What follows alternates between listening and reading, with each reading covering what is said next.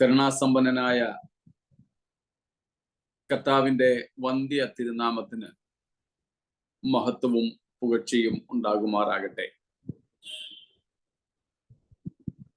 തിരുസന്നിധിയിൽ ദൈവവചന പഠനത്തിനായി കൂടി വന്നിരിക്കുന്ന ബഹുമാന്യ കർത്തൃദാസന്മാർക്കും ദൈവജനത്തിനും യേശുക്രിസ്തുവിന്റെ നാമത്തിലുള്ള സ്നേഹാഭിവാദനങ്ങളെ ആദരവോടുകൂടെ അറിയിക്കുന്നു. നമുക്ക് ഇന്നും പതിവ് പോലെ ദൈവവചനത്തിന്റെ മുമ്പിലായിരിക്കാൻ ദൈവം അവസരം നൽകുന്നതോർത്ത് സ്തോത്രം. പല വിഷയങ്ങളെ ഓർത്ത് പ്രാർത്ഥിപ്പാനും ദൈവം നമുക്ക് കൃപ തരുന്നല്ലോ. നമ്മൾ പേര് പറയാതെയും വിഷയം പറയാതെയും പ്രാർത്ഥിച്ചുകൊണ്ടിരിക്കുന്ന പല വിഷയങ്ങളുണ്ട്. അതിൽ എൻ്റെ അറിവിലുള്ള 4 കാര്യങ്ങൾക്ക് ദൈവം വളരെ വലിയ വിടുതലുകളെ കൽപ്പിച്ചു എന്ന് നേരിട്ട് മനസ്സിലാക്കുവാൻ ദൈവം സഹായിച്ചു. അതിൽ ചിലത് അല്പവും കൂടെ കഴിഞ്ഞിട്ട് പറയാവുന്നതാണ്. എന്നാൽ ചിലത് പറയാൻ പ്രയാസമുള്ള, പരസ്യമായി പറയാൻ പ്രയാസമുള്ള വിഷയങ്ങളുമുണ്ട്. ദൈവം അങ്ങനെ നൽകിയ വിടുതലുകൾക്കായി ഞാൻ കർത്താവിന് സ്തോത്രം ചെയ്യുന്നു. 4 കുടുംബങ്ങളിൽ ദൈവം ചെയ്ത അത്ഭുതകരമായ വിഷയങ്ങളാണ് ഞാൻ ഈ പറഞ്ഞത്. തികച്ചും അസാധ്യം എന്ന് തോന്നിയതായിരുന്നു അതിൽ 2-3 കാര്യങ്ങൾ. സ്തോത്രം.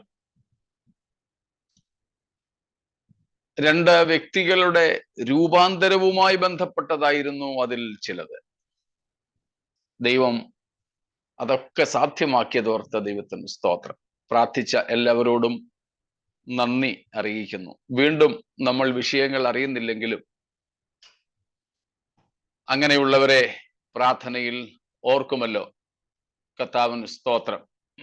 ദൈവമായ കർത്താവ് എല്ലാവരെയും പിന്നെയും സഹായിക്കട്ടെ, കർത്താവ് അനുഗ്രഹിക്കുമാറാകട്ടെ എന്ന് ദൈവത്തോട് പ്രാർത്ഥിക്കുന്നു. സ്തോത്രം.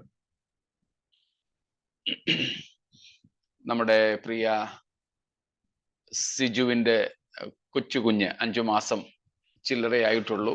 ചെവിക്ക് ഇൻഫെക്ഷൻ ആയിട്ട് ഭാരപ്പെടുന്നു. പ്രാർത്ഥിക്കണമെന്ന് നമ്മോട് ആവശ്യപ്പെട്ടിരിക്കുന്നു. ആ വിഷയവും കൂടെ ഒടുവിലത്തെ പ്രാർത്ഥനയിൽ നമുക്ക് ഓർക്കാം. അതുപോലെ വ്യക്തിപരമായ പ്രാർത്ഥനകളിലും ഓർക്കുമല്ലോ.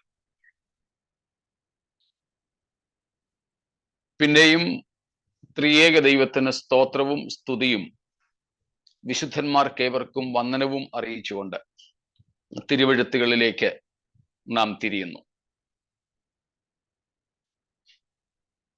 വെളിപ്പാട് പുസ്തകം 2-3 അധ്യായങ്ങൾ ആസ്യയിലെ 7 സഭകളോടുള്ള യേശുക്രിസ്തുവിന്റെ സംവദനമാണ്. അതിൽ 3-ാം അധ്യായം 1 മുതൽ 6 വരെ പൗരാണിക ലോകത്തിലെ വിശേഷപ്പെട്ട നഗരങ്ങളിൽ ഒന്നായിരുന്ന സർദീസ് എന്ന ലുദിയ അല്ലെങ്കിൽ ലിഡിയ രാജ്യത്തിന്റെ തലസ്ഥാന നഗരിയിൽ നിലനിന്നിരുന്ന സഭയോടുള്ള സംവാദമാണ്.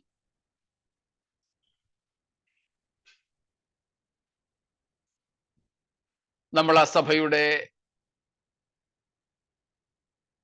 ക്രിസ്തു സംസാരിക്കുന്ന സമയത്തെ അവസ്ഥയെ പറ്റിയാണ് ഏറ്റവും ഒടുവിൽ ചിന്തിച്ചു തുടങ്ങിയത്. അതിൽ നമ്മൾ 3 കാര്യങ്ങളാണ് പ്രധാനമായിട്ടും കണ്ടത്. 1 മുതൽ 4 വരെയുള്ള വാക്യങ്ങളിൽ നിന്നാണ് നാം അത് ശ്രദ്ധിച്ചത്. ഓർക്കുന്നുണ്ടായിരിക്കുമല്ലോ. ഒന്നാമത്തേത്, ജീവനുള്ളവൻ എന്ന പേരുണ്ടെങ്കിലും മരിച്ച സഭ. സ്തോത്രം. ജീവൻ ഉള്ളവൻ എന്ന പേരുണ്ട്. There is a reputation of the church as the living church, but no life at all. മരിച്ച സഭ. പക്ഷേ ജീവനുള്ളത് എന്ന പേരാണ് ഉള്ളത്. രണ്ടാമത്തെ അവസ്ഥ, അവരുടെ പ്രവൃത്തി ദൈവസന്നിധിയിൽ പൂർണ്ണത ഉള്ളതല്ല. അപൂർണത ഉള്ള പ്രവർത്തികൾ, ഇംപെർഫെക്റ്റ് ഡീഡ്സ്. മൂന്നാമത്തെ അവസ്ഥയായിരുന്നു ഉടുപ്പ് മലിനമാക്കിയ കുറെ പേരുള്ള സഭ. ഉടുപ്പ് മലിനം ആയ അല്ലെങ്കിൽ ആക്കിയ ഒരു നല്ല സംഘം ഉണ്ടായിരുന്ന സഭ. പ്രധാനമായും യേശുക്രിസ്തു സർദീസിലെ സഭയെ ശാസിക്കുന്നത് ഈ 3 വിഷയങ്ങളിലാണ്. അതിലാദ്യത്തേതാണ് നമ്മൾ കണ്ടുകൊണ്ടിരുന്നത്, മരിച്ച സഭ. ആത്മീയമായ മരണം സംഭവിച്ച സഭ. 2 ജനനവും 3 ജീവനും, ജീവിതമല്ല 3 ജീവനും 3 മരണവും ഉള്ളതായി നമ്മൾ മനസ്സിലാക്കി. 2 ജനനം, ഒന്ന് സ്വാഭാവിക അല്ലെങ്കിൽ ശാരീരിക ജനനം, 2 ആത്മീയ ജനനം അല്ലെങ്കിൽ വീണ്ടും ജനനം. 3 ജീവൻ.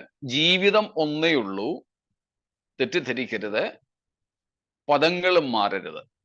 ജീവിതം ഒന്നേ ഉള്ളൂ, പക്ഷേ ജീവൻ 3 വിധമുണ്ട്.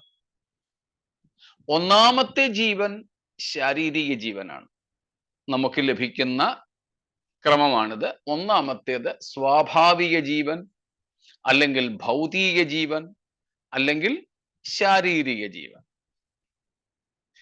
രണ്ടാമത്തേത് ഈ ശാരീരിക ജീവനിൽ അല്ലെ ജീവിതകാലത്ത് നമുക്ക് പ്രാപിപ്പാൻ കഴിയുന്ന, ജീവിച്ചിരിക്കുമ്പോൾ തന്നെ നാം പ്രാപിക്കേണ്ട, അനുഭവിക്കേണ്ട ജീവനാണ് രണ്ടാമത്തെ ജീവൻ. അതിന് ദൈവീക ജീവനെന്നോ ആത്മീയ ജീവനെന്നോ പറയാം. ആത്മീക ജീവൻ. മൂന്നാമത്തേത് നിത്യജീവൻ. അതും ഈ ജീവകാലത്ത് തന്നെ നമുക്ക് പ്രാപിപ്പാൻ കഴിയുന്നതാണ്. പക്ഷേ അതിൻ്റെ പൂർണ്ണത ഇപ്പോഴല്ല എന്ന് മാത്രം. കർത്താവിൻ്റെ വരവോടെയേ നിത്യജീവൻ പൂർണ്ണമായ അളവിൽ നമുക്ക് ലഭിക്കുന്നുള്ളൂ, കൺസ്യൂമേഷൻ. പക്ഷേ ഈ ശാരീരിക ജീവകാലത്ത് തന്നെ നമുക്ക് അനുഭവിപ്പാൻ കഴിയുന്നതാണ്, പ്രാപിപ്പാൻ കഴിയുന്നതാണ്, പ്രാപിക്കേണ്ടതാണ് നിത്യജീവൻ. അതുപോലെ തന്നെ മരണവും 3. ഒന്നാമത്തേത് ആത്മീയമായ മരണം, രണ്ടാമത്തേത് ശാരീരിക മരണം അല്ലെങ്കിൽ നാച്ചുറൽ ഡെത്ത്, സ്വാഭാവിക മരണം, 3 നിത്യമരണം. അതിനെ ചിലരിങ്ങനെ പറയാറുണ്ട്, ഒരിക്കൽ മാത്രം ജനിച്ചവൻ 3 മരണത്തിനും വിധേയപ്പെടും. 2 ജനനവും പ്രാപിച്ചവൻ 1 മരിക്കൂ. അതും നിർബന്ധമില്ല ആ മരണവും ഉണ്ടാകണമെന്ന്. മനസ്സിലാവുന്നുണ്ടല്ലോ? 1 മാത്രം ജനിച്ചവൻ 3 മരണങ്ങളും അനുഭവിക്കും. എന്നാൽ 2 പ്രാവശ്യം ജനിച്ചവൻ, 2 ജനനവും പ്രാപിച്ചവൻ 1 മരിക്കൂ. ആ ഒരു മരണം തന്നെ ഉണ്ടാവണമെന്ന് നിർബന്ധവുമില്ല. സ്തോത്രം. വിശദീകരണം വേണ്ട എന്ന് ഞാൻ കരുതുന്നു. സ്തോത്രം. ആർക്കെങ്കിലും വിശദീകരണം വേണമെങ്കിൽ ചോദിക്കാം. Praise the Lord. Yeah, will be raptured, will be transformed. Dead also will be raptured, but the living will be transformed without tasting, physical death. So two births, natural and spiritual. Three lives we can experience, but only one lifetime. The three lives a person can enjoy or experience or taste are natural life or physical life and spiritual life and eternal life. Both the spiritual life and eternal life can be and should be experienced here on this physical life itself. But the consummation of eternal life will be futuristic when Christ will come again.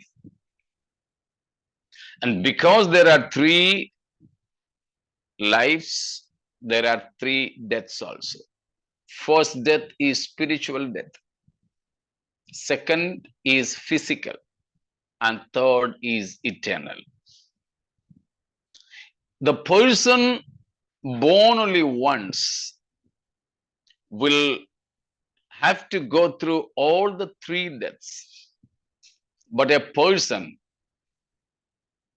born twice, otherwise the birth, natural as well as spiritual, the person born twice will experience only one death.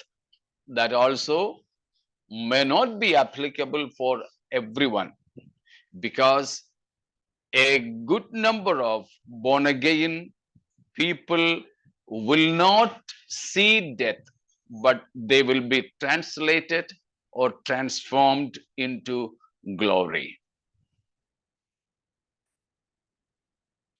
ഇത്രയും കാര്യങ്ങളിൽ കഴിഞ്ഞ ദിവസം ശനിയാഴ്ച വൈകിട്ട് നമ്മൾ ചിന്തിച്ച ഭാഗങ്ങളിലും എന്തെങ്കിലും സംശയങ്ങൾ അവശേഷിക്കുന്നെങ്കിൽ ചോദിക്കാം. അന്ന് ശനിയാഴ്ച ഒരു ചോദ്യം ഉണ്ടായത് നിങ്ങൾ ശ്രദ്ധിച്ചു കാണുമല്ലോ.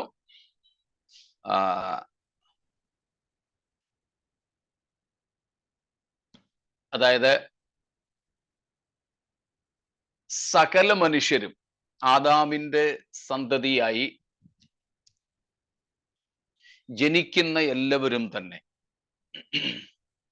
ആത്മീയ മരണാവസ്ഥയിലാണ് ജനിക്കുന്നത്. അതുകൊണ്ട് ഈ ശാരീരിക ജീവകാലത്താണ് ആത്മീയ മരണം എന്ന് പറയുന്നത് ശരിയാണോ എന്നായിരുന്നു ചോദ്യം. ശരിയാണ്. ജനിക്കുന്നത് ആത്മീയമായി മരിച്ചവരായിട്ടാണ്. ആ ആത്മീയ മരണം എപ്പോഴാണ് നാം അനുഭവിക്കുന്നത്? ഈ ശരീരത്തിൽ ജീവിച്ചിരിക്കുന്ന കാലത്താണ്. അതാണ് ഞാൻ പറഞ്ഞത്. ആത്മീയ മരണം നമ്മുടെ ശാരീരിക ജീവകാലത്താണ് അനുഭവിക്കുന്നത്. ശരീരം ജീവനുള്ളതാണ്, ആരോഗ്യമുള്ളതാണ്, ബുദ്ധിയും ഓർമ്മയും ജ്ഞാനവും ഒക്കെ അതിൻ്റെ പരമകാഷ്ഠയിലായിരിക്കാം. അപ്പോഴും ദൈവത്തിൻ്റെ ജീവനിൽ നിന്ന് അകന്നവരായി ജീവിച്ചിരിക്കുവാൻ മനുഷ്യർക്ക് കഴിയും. ആ അവസ്ഥയാണ് ആത്മീയ മരണം എന്ന് നമ്മൾ പറഞ്ഞത്. ഇതുവരെ നമ്മൾ ചിന്തിച്ചതിൽ എന്തെങ്കിലും വിശദീകരണം ആവശ്യമുള്ള ഭാഗങ്ങളോ സംശയങ്ങളുള്ളതോ ഉണ്ടെങ്കിൽ സ്വാഗതം ചെയ്യുന്നു.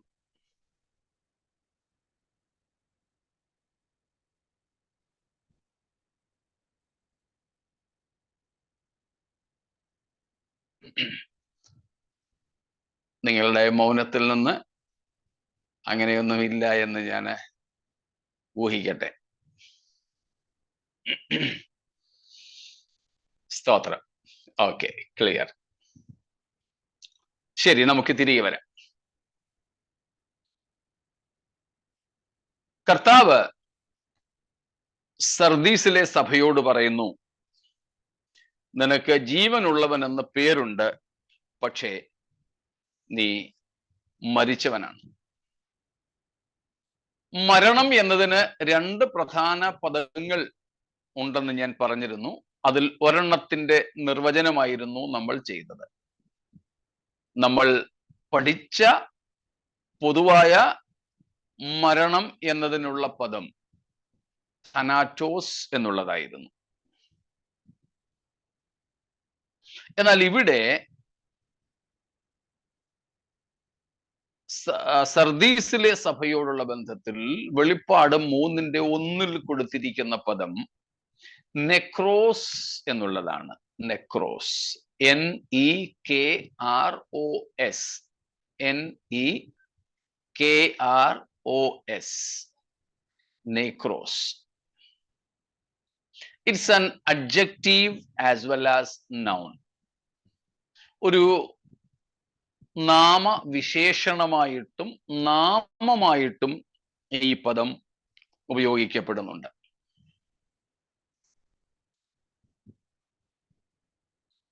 ഈ പദത്തിന്റെ അർത്ഥം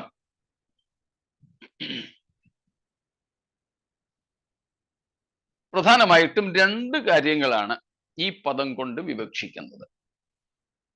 നെക്രോസ് എന്ന പദം കൊണ്ട് വിവക്ഷിക്കുന്ന രണ്ട് കാര്യങ്ങളുണ്ട്.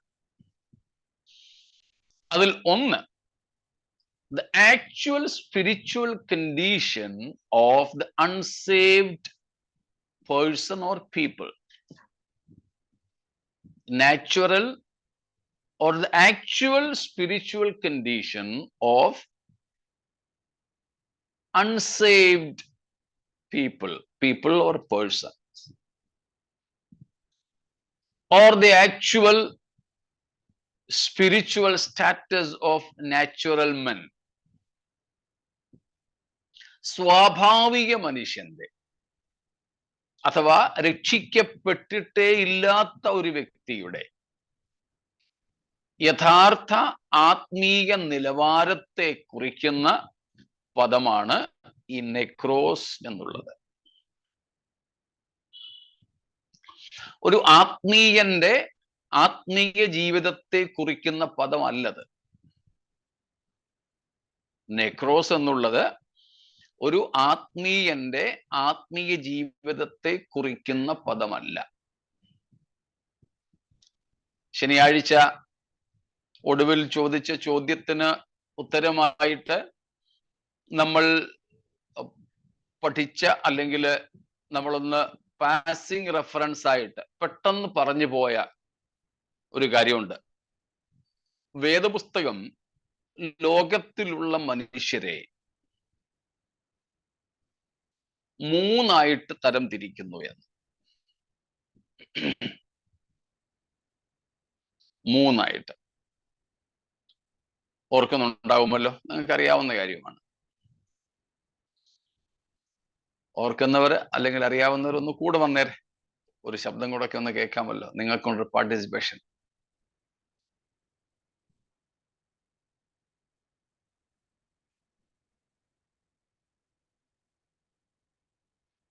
യഹൂദൻ, പ്രാകൃത മനുഷ്യൻ, ജഡീക മനുഷ്യൻ, ആത്മീയ മനുഷ്യൻ. Very good.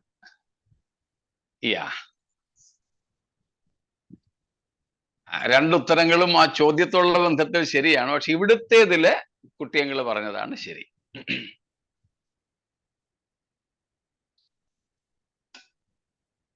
1 കൊരിന്ത്യർ 10:32 അനുസരിച്ച് സുജ പറഞ്ഞതുപോലെ യഹൂദൻ, യവനൻ, ദൈവസഭ, ഇങ്ങനെയാണ്. എന്നാൽ 1 കൊരിന്ത്യർ 2-3 അധ്യായങ്ങളുടെ അടിസ്ഥാനത്തിൽ കുട്ടിയങ്ങൾ പറഞ്ഞതാണ് ശരി.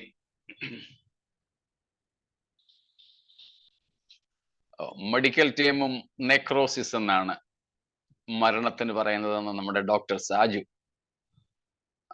പറയുന്നു. Very good. നെക്രോസിസ്. മരണത്തിനുള്ള വൈദ്യശാസ്ത്ര ഡെപ്ത് ഓഫ് യൂസ് അല്ലെങ്കിൽ സെൽസ് അങ്ങനെ പറയാം. Okay okay. അതിന്റെ ഈ രീതിയിലാണ് അതിന്റെ സ്പെല്ലിംഗ് എങ്കിലും നേരെ പാസ്റ്റർ പറഞ്ഞ രീതിയിലുള്ള സ്പെല്ലിംഗ് ഉണ്ട്. കാരണം ഇതെല്ലാം വന്നിരിക്കുന്നത് ഈ നമ്മുടെ ഭാഷയുടെ എല്ലാം അപ്പനും അമ്മയും എന്ന് പറയുന്നത് ഗ്രീക്കും ലാറ്റിനുമാണ്. ഈവൻ നമ്മുടെ ഒരു സെക്യുലർ ഡിക്ഷണറി എടുത്ത് നോക്കിയാലും അതിനകത്ത് കാണുന്നത് ഈ രണ്ട് ഭാഷകളാണ്. ഗ്രീക്കിൽ നിന്നും ലാറ്റിൻ, ലാറ്റിനിൽ നിന്നും ഇംഗ്ലീഷ്. ഇതാണ് അതിൻ്റെ രീതി. അതുകൊണ്ടാണ് മിക്ക മെഡിക്കൽ ടേംസും ലാറ്റിനിലുമായിട്ട് ബന്ധപ്പെട്ട് നിൽക്കുന്നത്. നമ്മുടെ ഇംഗ്ലീഷിലെ ആംഗലേയ ഭാഷയിലെ മിക്ക പദങ്ങളും ഉരുത്തിരിഞ്ഞിരിക്കുന്നത് ലത്തീൻ ഭാഷയിൽ നിന്നാണ്. ലത്തീൻ ഭാഷയിൽ വന്നിരിക്കുന്നതിൻ്റെ മൂലരൂപം ഗ്രീക്ക. അതുകൊണ്ട് ഗ്രീക്കും ലത്തീനും ഇല്ലാതെ നമ്മുടെ ഭാഷകളൊന്നുമില്ല. കേവലം വേദപുസ്തകം വ്യാഖ്യാനിക്കാൻ മാത്രമല്ല ഗ്രീക്കിൻ്റെയും ലാറ്റിൻ്റെയും ലത്തീനിൻ്റെയും യവന ഭാഷയുടെയും ആവശ്യം. ഭാഷകൾ തന്നെ പഠിക്കാൻ നമുക്കത് ആവശ്യമാണ്. അതുകൊണ്ടാണ് ഈ നെക്രോസ് എന്ന മൂലത്തിൽ നിന്നും നെക്രോസിസ് എന്ന പദം അല്ലെങ്കിൽ അതുമായി ബന്ധപ്പെട്ട പദങ്ങൾ നമുക്ക് ഉള്ളത്. സ്തോത്രം. ഓക്കെ, മടങ്ങി വരുന്നു. 1 കൊരിന്ത്യർ 2, 3 അധ്യായങ്ങൾ ആസ്പദീകരിച്ച് നമുക്ക് മനുഷ്യജാതിയെ വേദപുസ്തകം വിഭജിക്കുന്നതായി മനസ്സിലാക്കുവാൻ കഴിയുന്നത് പ്രാകൃതൻ, ജഡീകൻ, ആത്മീയൻ എന്നാണ്. ആ ഓർഡർ അനുസരിച്ച് ഞാൻ പറഞ്ഞത്, ക്രമം അനുസരിച്ചാണ് പറഞ്ഞത്. അവിടെ എഴുതിയിരിക്കുന്ന ക്രമം പ്രാകൃത മനുഷ്യൻ, ആത്മീയ മനുഷ്യൻ, ജഡീക മനുഷ്യൻ എന്ന്. 2-ാം അധ്യായത്തിന്റെ 15-ാമത്തെ വാക്യത്തിൽ ഒന്ന് വായിച്ചോളൂ.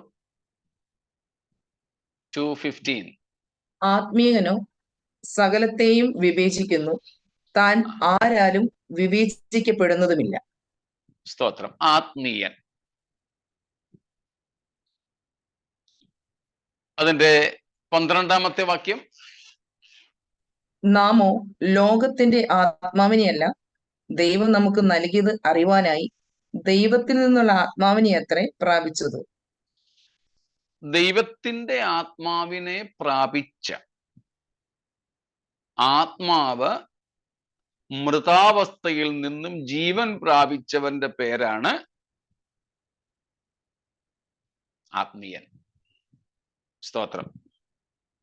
എന്നാൽ 14-ാം വാക്യം. എന്നാൽ പ്രാകൃത മനുഷ്യൻ ദൈവാത്മാവിന്റെ ഉപദേശം കൈക്കൊള്ളുന്നില്ല, അതവന് തൽക്കാലം അത് മതി. അവിടെ നമ്മൾ പേര് കാണുന്നു പ്രാകൃത മനുഷ്യൻ. ഈ പ്രാകൃത മനുഷ്യന്റെ യഥാർത്ഥ ആത്മീയ അവസ്ഥയെ ചൂണ്ടിക്കാണിക്കുന്ന പദമാണ് ഈ നെക്രോസ് എന്നുള്ളത്. നെക്രോസ്. 3-ാം അധ്യായത്തിന്റെ 1-ാമത്തെ വാക്യം. എന്നാൽ സഹോദരന്മാരെ, നിങ്ങളോട് എനിക്ക് ആത്മീകന്മാരോട് എന്ന പോലെ അല്ല, ജഡീകന്മാരോട് എന്ന പോലെ ക്രിസ്തുവിൽ അവിടെ ജഡീകന്മാർ ഉണ്ട്. ഈ 3 പദങ്ങളാണ് നമുക്കവിടെ ഉള്ളത്. പ്രാകൃതൻ, ആത്മീയൻ, ജഡീയൻ. ഇതാണ് ക്രമം, അവിടെ എഴുതിയ ക്രമം. അതല്ലാതെ ശരിയായ ക്രമം പ്രാകൃതൻ, ജഡീകൻ, ആത്മീയൻ എന്നുള്ളതാണ്. സൂഖിക്കോസ്, സാർക്കിക്കോസ് ആൻഡ് ന്യൂമാറ്റിക്കോസ്. അപ്പോൾ ഈ പ്രാകൃത മനുഷ്യൻ അഥവാ നാച്ചുറൽ മാൻ എന്ന് പറഞ്ഞാൽ സാധാരണ മൃഗപ്രായനായി ജീവിക്കുന്ന മനുഷ്യൻ. ദൈവത്തിന്റെ ദൃഷ്ടിയിൽ ഒരു പ്രാകൃത മനുഷ്യൻ ആത്മീയമായി മരിച്ചവനാണ്. അതുകൊണ്ടാ ഞാൻ ശനിയാഴ്ച പറഞ്ഞത്, ഒരു പ്രാകൃത മനുഷ്യന് ഉണർവല്ല ആവശ്യം. പിന്നെന്താണ്? ഓർമ്മയുണ്ടോ? മാനസാന്തരം അല്ല, റിസറക്ഷൻ, ഉയർപ്പാണ് ആവശ്യം. A natural man is in urgent need of resurrection, not just a revival in our language. നമ്മള് ഉണർവെന്നൊക്കെ പറയാറില്ലേ? ഉണർവല്ല ഒരു പ്രാകൃത മനുഷ്യൻ ആവശ്യം, ഉയർത്തെഴുന്നേൽപ്പാണ്. കാരണം അവൻ പൂർണ്ണമായും മരിച്ചവനാണ്. ഒരിക്കലും അവൻ ദൈവത്തിന്റെ ജീവൻ അനുഭവിച്ചിട്ടില്ല. കാരണം പാപം നിമിത്തം അവന്റെ ആത്മാവ് ദൈവത്തിൽ നിന്നും അകന്നു കഴിയുന്നു. അതുകൊണ്ട് അവന്റെ ആത്മാവ് മൃതാവസ്ഥയിലാണ്. ആ അവസ്ഥയെ ചൂണ്ടിക്കാണിക്കുന്ന പദമാണ് നെക്രോസ് എന്നുള്ളത്. നെക്രോസ് എന്നുള്ളത് മനസ്സിലാവുന്നുണ്ടല്ലോ? The actual spiritual status of a natural man. ഈ സ്വാഭാവിക മനുഷ്യൻ എന്ന് പറയുന്നത് വീണ്ടും ജനിച്ചവനല്ല. ലോകത്തിലുള്ള സകല മനുഷ്യരും പ്രാകൃത മനുഷ്യരാണ്. ഇവിടെ നമ്മൾ പറയുന്ന പ്രാകൃതം എന്നതുകൊണ്ട് ഭ്രാന്തൻ എന്നർത്ഥമില്ല കേട്ടോ. വീറും വൃത്തിയൊന്നും ഇല്ലാതെ, കുളിക്കാതെ, നനയ്ക്കാതെ, മുടി വെട്ടിക്കാതെ, താടി ഒതുക്കാതെ നടക്കുന്ന അവനെ കണ്ടില്ലേ? ഒരു പ്രാകൃത രൂപം എന്ന് പറയുന്ന ആ പ്രാകൃത രൂപം അല്ല ഇവിടെ ഉദ്ദേശിക്കുന്നത് കേട്ടോ. ഇവിടുത്തെ ഉദ്ദേശം, ഇവിടുത്തെ അർത്ഥം വെറും ശാരീരിക ജനനം, പ്രകൃതിയാൽ ഉള്ള ജീവൻ എന്ന് മാത്രമേ ഉള്ളൂ. പ്രകൃതിയാൽ ഉള്ളത്. അതുകൊണ്ടാണ് പ്രാകൃതൻ എന്ന് വിളിക്കുന്നത്. അതല്ലാതെ നമ്മള് വെറും വൃത്തിയൊന്നും ഇല്ലാതെ മുടിയും താടിയൊക്കെ വളർത്തി നല്ലപോലെ തുണിയൊന്നും ഇടാതൊക്കെ നടക്കുന്നവരെ പ്രാകൃതന്മാരെന്ന് വിളിക്കുന്ന അർത്ഥത്തിൽ ഇതെടുക്കരുത്. നാച്ചുറൽ മാൻ, സ്വാഭാവിക മനുഷ്യൻ എന്ന് നമുക്ക് വിളിക്കാം. ഒരു അപ്പനിൽ നിന്നും അമ്മയിൽ നിന്നും സാധാരണ ജന്മം കൊണ്ട സാധാരണ ജീവിതം നയിക്കുന്ന ഒരു മനുഷ്യൻ. അദ്ദേഹം ഏതെങ്കിലും മതഭക്തനാകാം, ഏതെങ്കിലും മതത്തിന്റെ തീവ്ര ആചാര്യനാകാം. പക്ഷേ എന്തില്ല? കൂടെ വരണേ. പക്ഷെ എന്തില്ല? ജീവനില്ല. എന്തുകൊണ്ട്? എന്തുകൊണ്ട്? ദൈവത്തോട് ബന്ധമില്ല. മതഭക്തനാകാം. He can be a religious person. He can be a very ethical person. Okay? He can be a man of high morality. So intelligent, genius, very good person. നമ്മളൊക്കെ പറയാറില്ലേ, ഓ ആ പുള്ളി ഉണ്ടല്ലോ പെന്തക്കോസുകാരനല്ലെന്നേ ഉള്ളു കേട്ടോ, പക്ഷെ പെന്തക്കോസുകാരേക്കാൾ നല്ല മനുഷ്യനാണ്. നമ്മൾ ഒത്തിരി പേരെ കുറിച്ച് പറയാറുണ്ട്. ശരിയാ, നല്ല സാൻമാർഗിക മൂല്യങ്ങൾ വെച്ചു പുലർത്തുന്ന, നീതിബോധമുള്ള,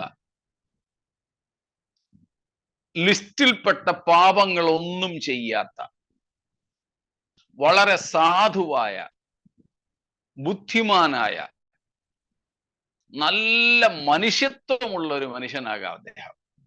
അപ്പോൾ തന്നെ ഏതെങ്കിലും മതഭക്തനുമാകാം, ഏതെങ്കിലും മതത്തിന്റെ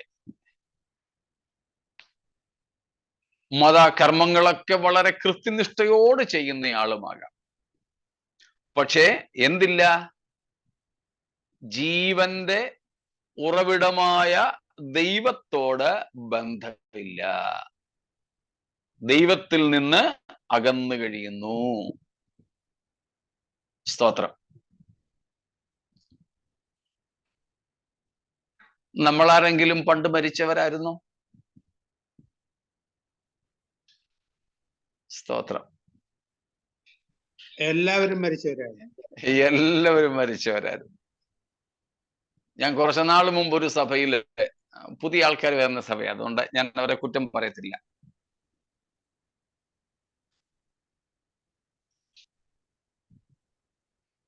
സെൻട്രൽ ഗവൺമെന്റ് ഉദ്യോഗസ്ഥനായിരുന്ന ഒരു ഗസറ്റഡ് പോസ്റ്റിൽ ജോലി ചെയ്തുകൊണ്ടിരുന്ന എൻ്റെ ഒരു ശിഷ്യൻ നഷ്ടപ്പെടുന്ന ആത്മാക്കളെ കുറിച്ചുള്ള ഭാരം നിമിത്തം തൻ്റെ ജോലി ഉപേക്ഷിച്ചിട്ട് കർത്താവിന്റെ വേലയ്ക്ക് ഇറങ്ങി സാധാരണക്കാരായ പ്രാദേശിക ഭാഷ സംസാരിക്കുന്നവരുടെ ഇടയിൽ പ്രവർത്തിക്കുന്നു. അദ്ദേഹത്തിന്റെ സഭയിൽ ഞാൻ പോയപ്പോൾ പുതിയ വിശ്വാസികളാണ്, സ്നാനപ്പെട്ടിട്ട് പോലും ഇല്ലാത്തവരാണ് അധികവും. അവരാണെന്ന് ഈ ഉത്തരം പറഞ്ഞത് എന്നതുകൊണ്ട് എനിക്കതിൽ വിഷമമില്ല. ഞാൻ അവരോട് ചോദിച്ചു, നിങ്ങൾ എത്ര പേര് ഇതിനു മുമ്പ് മരിച്ചവരായിരുന്നു? അറിവുള്ള വിശ്വാസികൾ വന്നൽപ്പം പരിചയമുള്ള 1-2 പേര് കൈപൊക്കി. മറ്റുള്ള ചിലർ വളരെ കാർക്കശ്യത്തോടെ പറഞ്ഞു, ഇല്ല പാസ്റ്റർ, ഒരിക്കലും ഞാൻ മരിച്ചിട്ടില്ല എന്ന് പറഞ്ഞു. നമുക്കറിയാം നാം എല്ലാവരും മരിച്ചവരായിരുന്നു. സ്തോത്രം. നാം എല്ലാവരും.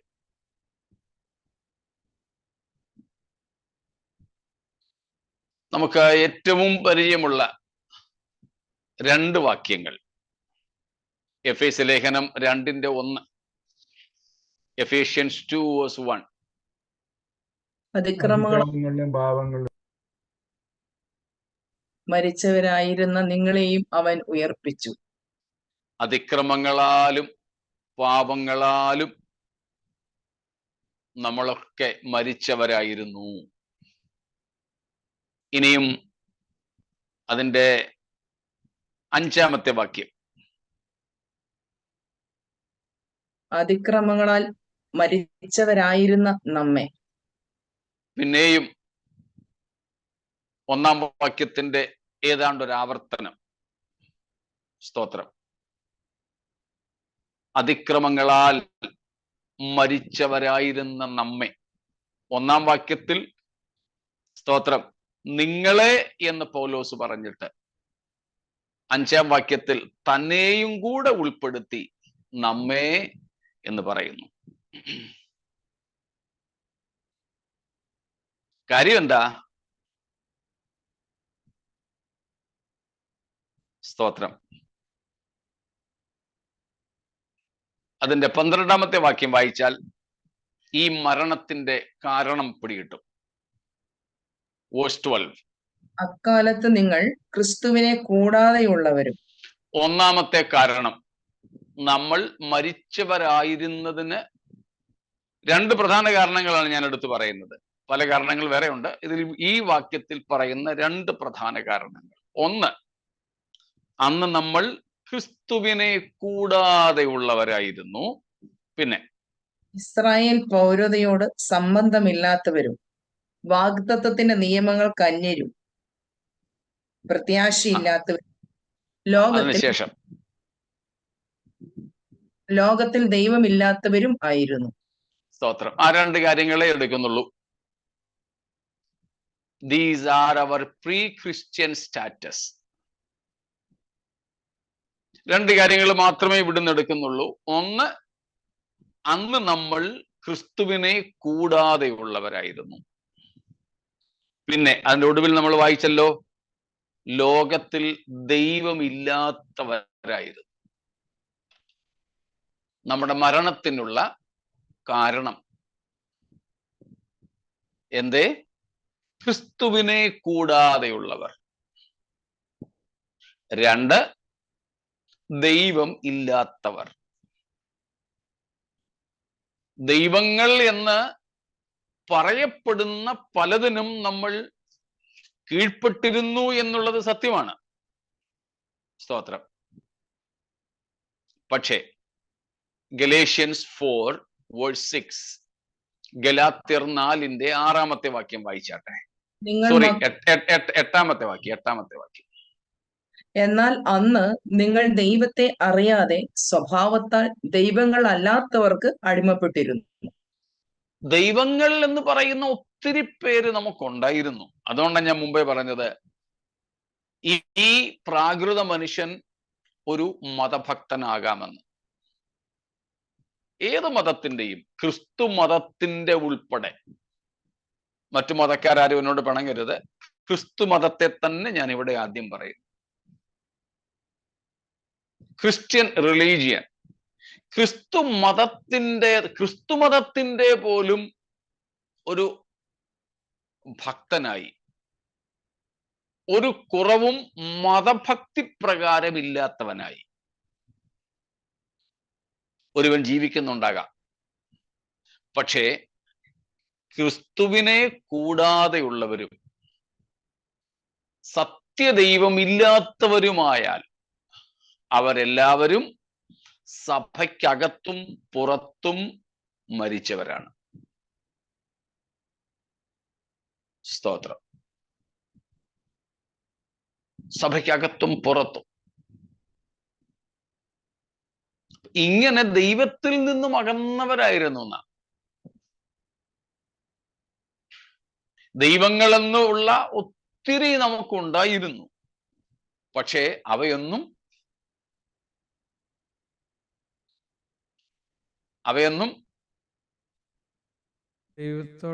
ദൈവമായിരുന്നില്ല, ദൈവമല്ലായിരുന്നു. അവയൊന്നും ദൈവമായിരുന്നില്ല, ദൈവങ്ങളായിരുന്നില്ല. സ്തോത്രം.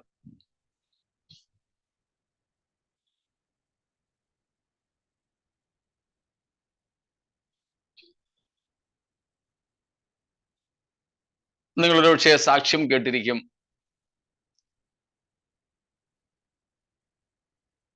ഒരു ബ്രദർ അരവിന്ദാക്ഷ മേനോന്റെ സാക്ഷ്യം. പേര് കൊണ്ട് കാര്യങ്ങൾ മനസ്സിലായല്ലോ. ഉണ്ടായിരുന്നത് മുഴുവനും നഷ്ടപ്പെട്ട്, ധാരാളം കർമാനുഷ്ഠാനങ്ങൾ ചെയ്ത്, പിന്നെയും ഉള്ളതും കൂടെ നഷ്ടപ്പെട്ട്, കടം വാങ്ങി നഷ്ടപ്പെടുത്തിയ ഒരു മനുഷ്യൻ. താനായിരുന്ന മതത്തിലെ അരവിന്ദാക്ഷ മേനോൻ താനായിരുന്ന മതത്തിലെ ഗ്രന്ഥങ്ങളൊക്കെ വായിച്ച് ഒക്കെ പഠിച്ച് തനിക്കറിയാവുന്നതൊക്കെ ചെയ്തു. ഒടുവിൽ ഒരു അക്രൈസ്തവ ജസ്റ്റിസ് ഉണ്ടായിരുന്നല്ലോ എറണാകുളത്ത്, അദ്ദേഹത്തിന്റെ പേര് ഞാൻ മറന്നുപോയി. ജസ്റ്റിസ് ആരെല്ലാം ഓർക്കുന്നെങ്കിൽ പറഞ്ഞാൽ ഉപകാരം. കൃഷ്ണയ്യരാണെന്ന് എന്റെ ഓർമ്മ. അദ്ദേഹത്തിന്റെ അടുക്കൽ ഇദ്ദേഹത്തിന് പോകുവാൻ ഒരു അവസരമുണ്ടായി. അദ്ദേഹത്തോട് കാര്യങ്ങളൊക്കെ പറഞ്ഞപ്പോൾ ജസ്റ്റിസ് കൃഷ്ണയ്യരാണെന്നാണ് എന്റെ ഓർമ്മ. അതുകൊണ്ട് ഞാൻ ആ പേരങ്ങ് പറയുന്നു. Okay justice Krishna Iyer. ഓക്കെ. അപ്പൊ അദ്ദേഹം പറഞ്ഞു, അരവിന്ദാക്ഷ, നീ ചെയ്ത പല തെറ്റുകളുണ്ട്. അതിലൊരു തെറ്റ് നമ്മുടെ വിഷയത്തോടനുബന്ധിച്ച് ഞാൻ പറയുന്നു. നിനക്ക് കഷ്ടതകളും പ്രയാസങ്ങളും നഷ്ടങ്ങളും ഒക്കെ ഉണ്ടായപ്പോ ദൈവങ്ങളെന്നും പറഞ്ഞ് നീ പോയവരാരും ദൈവങ്ങളായിരുന്നില്ല. കാരണം ഇദ്ദേഹം ഇങ്ങനെയൊക്കെ ചെയ്തിട്ട് അരവിന്ദാക്ഷ മേനോൻ ഒടുവിൽ നിരീശ്വരവാദിയായി. ഒരു ദൈവവും ഇല്ല എന്ന തീരുമാനത്തിലെത്തി. അങ്ങനെ യുക്തിവാദി സംഘടനയുടെ എന്തോ വിഷയങ്ങളും ആയിട്ടാണ് ഈ ജസ്റ്റിസ് കൃഷ്ണയ്യരുടെ അടുക്കൽ ചെല്ലുന്നത്.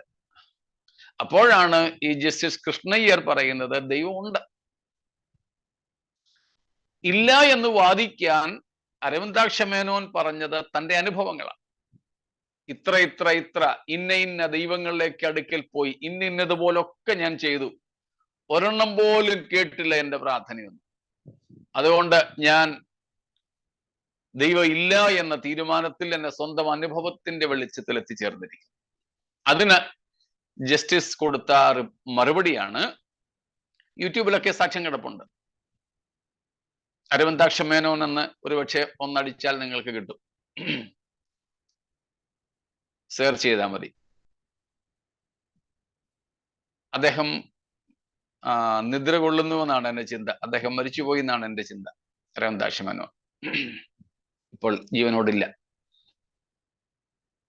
അപ്പൊ അദ്ദേഹത്തോട് ജസ്റ്റിസ് കൃഷ്ണയ്യർ പറഞ്ഞ കാര്യമാണ്, അരവിന്ദാക്ഷ, താങ്കൾ ദൈവമില്ല എന്ന് തീരുമാനിക്കുവാൻ കാരണമായത് നിങ്ങൾ പ്രശ്നം വന്നപ്പോൾ എവിടെയാ പോയത്? നിങ്ങൾ പറയുന്നു ദൈവങ്ങളുടെ അടുക്കൽ പോയി എന്ന്, പക്ഷേ അവയിൽ ഒന്നുപോലും ദൈവമായിരുന്നില്ല. പിന്നെ ആരാ ദൈവം എന്ന് അദ്ദേഹം ചോദിച്ചു അത്രേ. കൃഷ്ണയ്യർ, ജസ്റ്റിസ് കൃഷ്ണയ്യർ ഇന്നയാളാണ് ദൈവം എന്നൊന്നും പറഞ്ഞില്ല. ഇന്ന പുസ്തകങ്ങളൊക്കെ വായിച്ചു നോക്കാൻ പറഞ്ഞു വിട്ടു. അങ്ങനെ ആ ഗ്രന്ഥങ്ങൾ വായിച്ച് അദ്ദേഹം യേശുക്രിസ്തുവാണ് സാക്ഷാൽ ദൈവമെന്ന് തിരിച്ചറിഞ്ഞ് ക്രിസ്തുഭക്തനായി എന്നാണ് അരവിന്ദാക്ഷ മേനോന്റെ സാക്ഷ്യം. പറഞ്ഞതിന്റെ സാരം, ലോകത്തിലുള്ള പല മതഭക്തന്മാരും ദൈവങ്ങളെന്നും പറഞ്ഞുകൊണ്ട് ചെല്ലുന്നതൊന്നും ദൈവങ്ങളല്ല. നാമും അങ്ങനെ സ്വഭാവത്താൽ ദൈവങ്ങളല്ലാത്തവയ്ക്ക് അടിമപ്പെട്ടിരുന്നു. അതുകൊണ്ട് നാം ഭക്തരായിരുന്നെങ്കിലും മതഭക്തി കാത്തു സൂക്ഷിച്ചെങ്കിലും സാക്ഷാൽ ദൈവത്തിൽ നിന്ന് അകന്നു കഴിഞ്ഞിരുന്നു. അതിനാൽ നമുക്കെന്തുണ്ടായില്ല? ദൈവത്തിന്റെ ജീവൻ നമ്മിലേക്ക് ബഹിർഗമിച്ചില്ല. സ്തോത്രം, ബഹിർഗമിച്ചില്ല. ചിലരൊക്കെ, നമുക്കും ചിലപ്പോഴൊക്കെ അബദ്ധം സംഭവിച്ചിട്ടുണ്ടല്ലോ.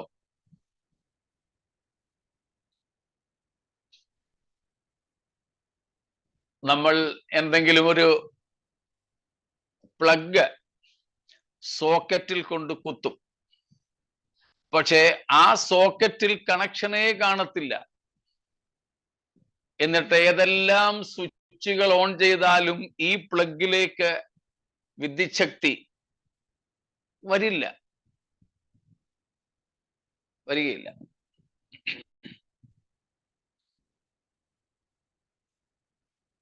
ചിലപ്പോൾ നമ്മൾ ചാർജ് ചെയ്യാൻ വേണ്ടി, മൊബൈലോ ലാപ്ടോപ്പോ ഒക്കെ ചാർജ് ചെയ്യാൻ വേണ്ടി ചാർജർ കുത്തും. ലാപ്ടോപ്പിലോ ഒക്കെ കാണുന്ന ഏതെങ്കിലും ഒരു ദ്വാരത്തിലായിരിക്കും ഇത് കൊണ്ടുവന്ന് കുത്തുന്നത്. പക്ഷേ അത് ചാർജറിന്റെ സ്ലോട്ട് അല്ല. എത്ര കുത്തിയാലും എത്ര സ്വിച്ച് ഓൺ ചെയ്താലും അത് ചാർജ് ആകില്ല. അപ്പോൾ ആത്മീയമായി മരിക്കുവാനുള്ള സ്വാഭാവിക മനുഷ്യന്റെ രണ്ട് പ്രധാന കാരണങ്ങൾ ക്രിസ്തുവിനെ കൂടാതെയുള്ള ജീവിതവും ദൈവം ഇല്ലാത്തവരായിരിക്കുന്നതുമാണ്. നാമും പണ്ട് അങ്ങനെയായിരുന്നു. വർഗീസും സാജുവും ആലീസും മാത്യുവും ചാക്കോയും എല്ലാം ഈ പരുവത്തിൽ തന്നെയായിരുന്നു. നമ്മുടെ പേര് കൊണ്ട് ഇതിലൊന്നും കാര്യമില്ല. വ്യക്തിപരമായി ക്രിസ്തുവുമായിട്ടുള്ള ബന്ധത്തിലേക്ക് വരിക എന്നത് മാത്രമാണ് ഈ ആത്മീയ മരണത്തിൽ നിന്ന് ജീവനിലേക്ക് കടക്കുവാനുള്ള ഏകമാർഗം. സ്തോത്രം.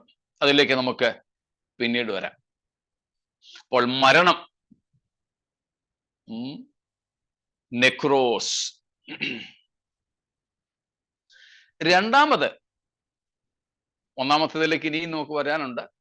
എന്നാൽ രണ്ടാമത്തെ, ഞാൻ പറഞ്ഞല്ലോ നെക്രോസ് എന്ന പദത്തിന് 2 വിവക്ഷകളാണുള്ളതെന്ന്. ഒന്നാമത്തെ വിവക്ഷയാണ് സ്വാഭാവിക മനുഷ്യന്റെ യഥാർത്ഥ ആത്മീയ അവസ്ഥയെ കുറിക്കുന്ന പദം. നെക്രോസ് എന്ന പദത്തിന്റെ രണ്ടാമത്തെ വിവക്ഷ എന്ന് പറയുന്നത്, സ്തോത്രം, ദിസ് വേർഡ് നെക്രോസ് again suggests the condition of a church in declension, spiritual declining. That means a state of this church being inactive and barren. The word necros shows the second meaning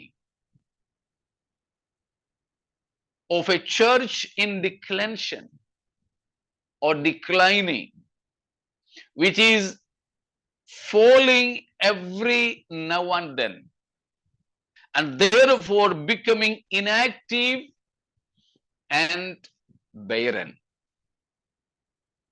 നെക്രോസ് എന്ന പദം കൊണ്ട് 2 കാര്യങ്ങൾ അർത്ഥമാക്കുന്നു. ഒന്നാമത്തേത് നമ്മൾ കണ്ടു, ഒരു പ്രാകൃത മനുഷ്യന്റെ യഥാർത്ഥ ആത്മീയ അവസ്ഥയെ കുറിക്കുന്നു. 2, അധപ്പതനത്തിലായിരിക്കുന്ന ഒരു സഭയെ കുറിക്കുന്നു. അധപ്പതനത്തിലായിരിക്കുന്ന ഒരു സഭയെ കുറിക്കുന്നു എന്ന് പറഞ്ഞാൽ, സഭയുടെ ആത്മീയ അവസ്ഥ വീണുകൊണ്ടേയിരിക്കുന്നു, വീഴ്ച ഭവിച്ചുകൊണ്ടിരിക്കുന്ന ഒരു സഭ. അതിനാൽ ആ സഭ എന്നതോ ഒരു ആത്മീയനെന്നോ വെച്ചോളൂ കേട്ടോ. സഭ എന്ന് പറഞ്ഞാൽ രക്ഷിക്കപ്പെട്ടവരുടെ കൂട്ടം. രക്ഷിക്കപ്പെട്ട ഒരു വ്യക്തിയുടെ ആത്മീയ അവസ്ഥയെ അല്ലെങ്കിൽ ഒരു സഭയുടെ ആത്മീയ അവസ്ഥയെ കുറിക്കുവാനും ഈ പദം ഉപയോഗിക്കുന്നു. എപ്പോൾ? ആ വ്യക്തി അല്ലെങ്കിൽ ആ സഭ ആത്മീയമായി വീണുകൊണ്ടേയിരിക്കുക. ഒറ്റയടിക്കായിരിക്കില്ല, ഗ്രാജുവലി, ഇവൻച്വലി, ക്രമേണ വീണുകൊണ്ടിരിക്കുക. എങ്ങനെയാ വീഴുന്നത്? ബൈ ബിക്കമിങ് ഇനാക്റ്റീവ്, നിഷ്ക്രിയാവസ്ഥയിലേക്ക് സഭ നീങ്ങുമ്പോൾ, ആത്മീയ വന്ധ്യതയിലേക്ക് സഭ നീങ്ങുമ്പോൾ ആ സഭ മരിച്ചുകൊണ്ടിരിക്കുകയാണ്. ആത്മീയ നിഷ്ക്രിയത്വത്തിലേക്കും ആത്മീയ ബാരൻനെസ്, വന്ധ്യതയിലേക്കും സഭ നീങ്ങുന്നെങ്കിൽ ആ സഭ എങ്ങനെയുള്ള സഭയാണ്? മരിച്ച സഭയാണ്. ആ സഭയുടെ ഈ അവസ്ഥയെ ചൂണ്ടിക്കാണിക്കുവാനും ഈ നെക്രോസ് എന്ന പദം ഉപയോഗിക്കുന്നു. അതാണ് ഇവിടെ വെളിപ്പാട് 3:1 നമ്മൾ കാണുന്നത്. സ്തോത്രം. ഇത്രയും കാര്യങ്ങൾ മനസ്സിലായോ? എന്തെങ്കിലും സംശയങ്ങൾ ഇതുവരെ?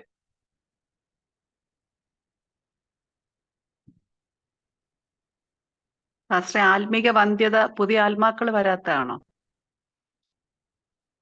സഭയെ സംബന്ധിച്ച് ആത്മീയ വന്ധ്യത, പുതിയ ആത്മാക്കൾ രക്ഷിക്കപ്പെട്ടു വരുന്നില്ല. ഒരു വ്യക്തിയെ സംബന്ധിച്ച്, ഒരു ക്രിസ്ത്യാനിയെ, ഒരു വിശ്വാസിയെ സംബന്ധിച്ച് ആത്മീയ വന്ധ്യത എന്ന് പറയുന്നത് ആത്മീയ ഫലം കൊടുക്കാത്ത അവസ്ഥകൾ. ആത്മീയ ഫലം കൊടുക്കാത്ത അവസ്ഥകളിൽ ആത്മാക്കളെ നേടാതിരിക്കുന്ന വന്ധ്യതയും ഉൾപ്പെടും.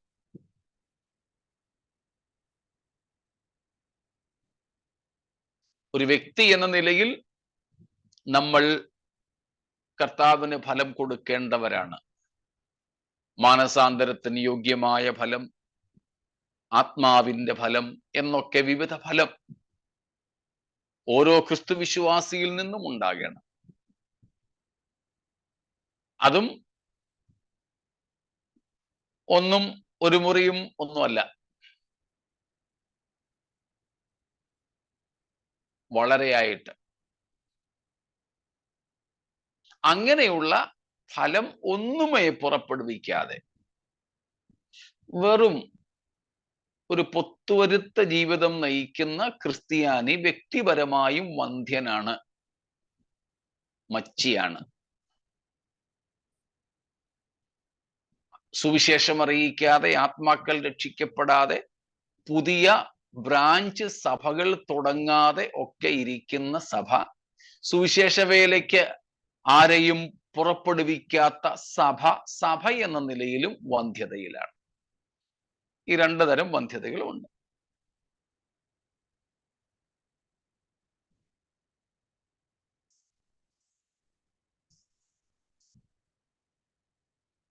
വ്യക്തമായോ?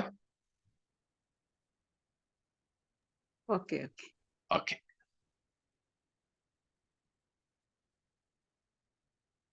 മറ്റൊന്നും ഇല്ലെന്ന് കരുതട്ടെ. എങ്കിൽ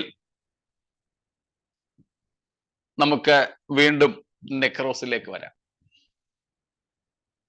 മരണത്തിലേക്ക് വരാം. 5 മിനിറ്റും കൂടെ ഉണ്ടല്ലോ.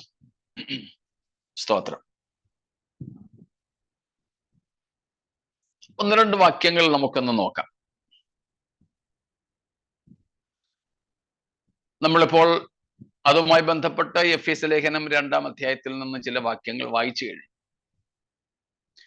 ശനിയാഴ്ച എഫേസ്യ ലേഖനം 4-ന്റെ 17, 18, 19 വാക്യങ്ങളും വായിച്ചു. അവിടെയും ഇതേ അർത്ഥം തന്നെയാണ്, ഇതേ കാര്യങ്ങൾ തന്നെയാണ് പ്രതിപാദിക്കുന്നത്. ഇതിനോട് ചേർത്ത് വേറെ ചിലതും കൂടെ. കൊലോസ്യർ 2-ന്റെ 13, Colossians 2:13.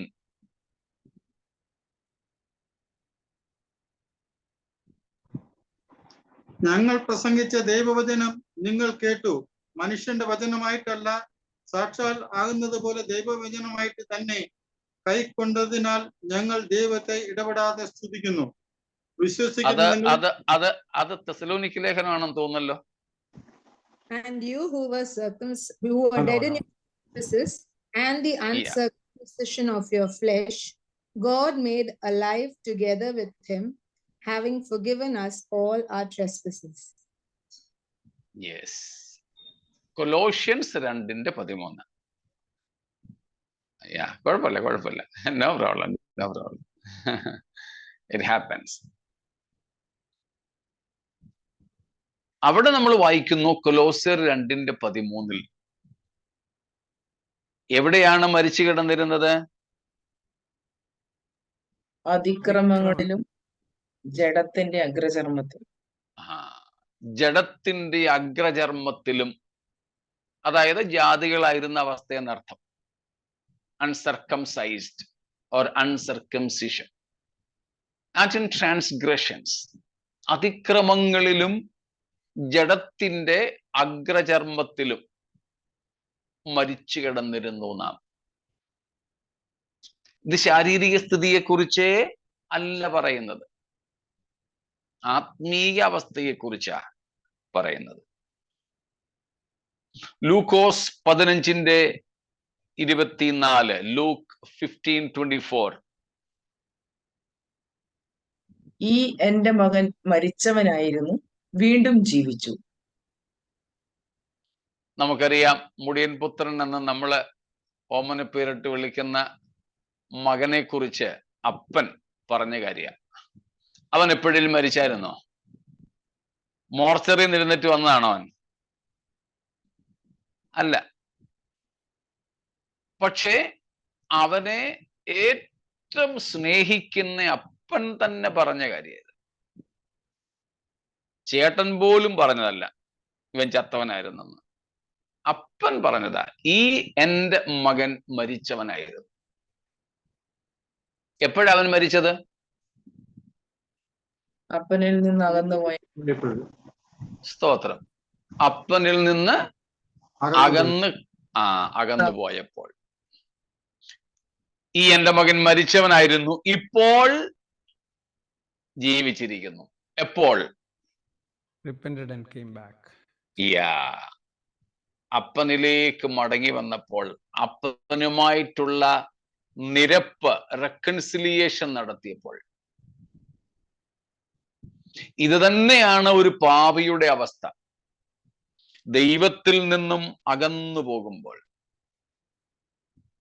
When a person is lost unto the Lord,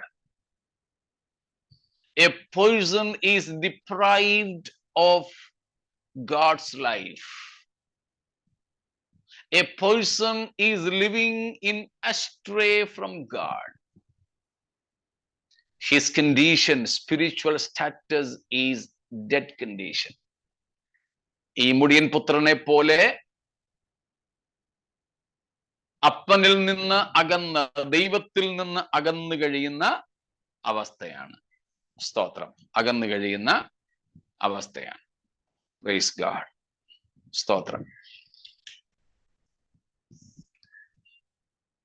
1 തിമോഥെയോസ് 5:6, 1 Timothy 5:6.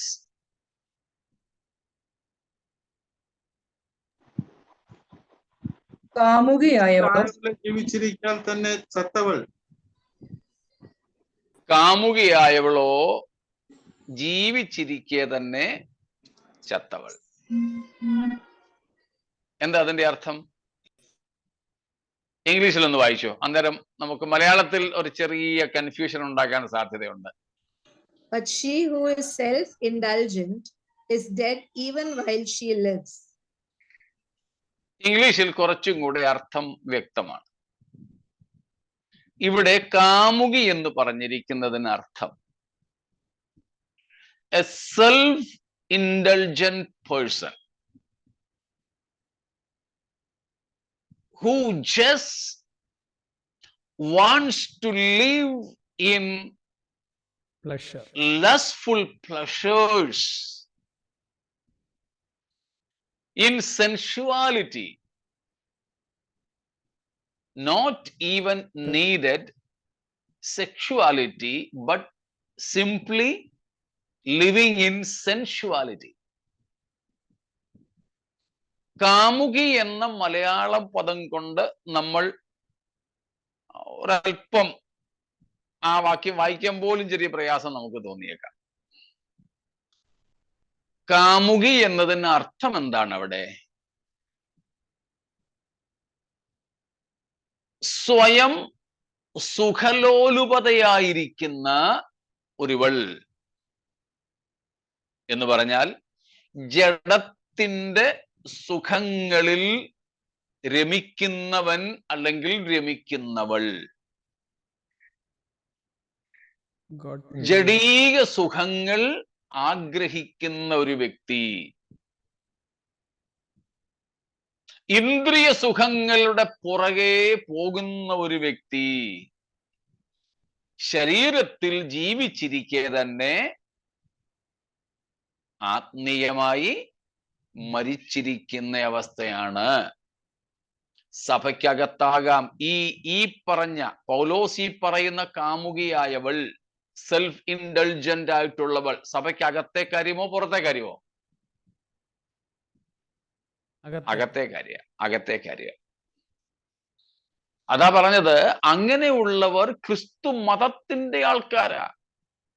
Pentecost സഭയിലാണെങ്കിലും Pentecost ഉപദേശിയാണെങ്കിലും ജഡീക സുഖങ്ങളെ തേടി പോകുന്ന ഒരു വ്യക്തി, ജഡത്തിന്റെ സുഖങ്ങൾ ആഗ്രഹിക്കുന്ന ഒരു വ്യക്തി ആത്മീയമായി മരിച്ച അവസ്ഥയാണ്. മനസ്സിലാവുന്നുണ്ടല്ലോ? അങ്ങനെയെങ്കിൽ ബാക്കിയുണ്ട്. ബാക്കി ഭാഗങ്ങളിലേക്ക് കർത്താവ് ഒന്നില്ലെങ്കിൽ നമുക്ക് നാളെ എത്താം. സ്തോത്രം. അപ്പോൾ മരണം എന്നതിൻ്റെ ആത്മീയമായി മരിച്ച അവസ്ഥയെക്കുറിച്ച് ഒരു ചെറിയ ഗ്രാഹ്യം കിട്ടിക്കാണുമല്ലോ. സ്തോത്രം. പ്രാകൃത മനുഷ്യന്റെ സാധാരണ അവസ്ഥ, അതിക്രമങ്ങളിലും പാപങ്ങളിലും ജീവിക്കുന്ന ഒരുവന്റെ അവസ്ഥ. ദൈവത്തിൽ നിന്ന് അകന്ന് അല്ലെങ്കിൽ ക്രിസ്തുവിനെ കൂടാതെയുള്ളവരായി, ദൈവമില്ലാത്തവരായി ജീവിക്കുന്നവരുടെ അവസ്ഥ. സഭയ്ക്കകത്താണെങ്കിൽ പോലും ജഡീക സുഖങ്ങൾക്ക് വേണ്ടി ജീവിക്കുന്നവരുടെ അവസ്ഥ. ജഡത്തിന്റെ മോഹങ്ങൾക്കും ജഡത്തിന്റെ സുഖങ്ങൾക്കും ഇന്ദ്രിയ സുഖങ്ങൾക്കും അടിമപ്പെട്ട് കഴിയുന്ന ഒരു വ്യക്തിയുടെ അവസ്ഥ മരിച്ച അവസ്ഥയാണ്. അവൻ സ്നാനപ്പെട്ടവനാണെങ്കിലും അന്യഭാഷ പറയുന്നവനാണെങ്കിലും പ്രവചിക്കുന്നവനാണെങ്കിലും ജഡീക സുഖങ്ങൾക്കടിമയാണോ? അവൻ ആത്മീയമായി മരിച്ചവനാണ്. ദൈവവുമായി അവന് ബന്ധമില്ല. കർത്തൃസന്നിധിയിലേക്ക് അവൻ എടുക്കപ്പെടില്ല. യേശുവിന്റെ വരവിൽ അവൻ പോകില്ല. സ്തോത്രം. മുടിയൻ പുത്രനെ പോലെ ദൈവത്തിന് പുറം കാട്ടി ലോകത്തിന് മുഖം കാട്ടി ജീവിക്കുന്ന അവസ്ഥ. അങ്ങനെ എങ്ങാണം നമ്മൾ ആരെങ്കിലും ആയിരിക്കുന്നെങ്കിൽ നമുക്ക് ഇന്ന് രാത്രി നമ്മുടെ ജീവിതത്തെ ദൈവകരങ്ങളിൽ ഏൽപ്പിച്ച് ശുദ്ധീകരണത്തിനായി ദൈവത്തോട് പ്രാർത്ഥിക്കാം. നമ്മുടെ ആത്മീയ മരണാവസ്ഥ മാറട്ടെ. ആരിലെങ്കിലും ദൈവത്തിന്റെ ജീവൻ വേണ്ടതുപോലെ ഒഴുകിയെത്തുന്നില്ലെങ്കിൽ തടസ്സങ്ങൾ നമുക്ക് മാറ്റാം. യേശുക്രിസ്തുവിന്റെ ക്രൂശിലൂടെ നമുക്ക് ദൈവത്തോട് നിരക്കാം. ദൈവത്തിന്റെ ജീവൻ അനുസ്യൂതം നമ്മിലേക്ക് ഒഴുകട്ടെ, സമൃദ്ധമായിട്ട് ഒഴുകട്ടെ. സ്തോത്രം. ഇന്ന് രാത്രി ആ അവസ്ഥയ്ക്കായി നമ്മെ സമർപ്പിച്ച് നമുക്ക് കർത്താവിനോട് പ്രാർത്ഥിക്കാം. Praise God. സ്തോത്രം.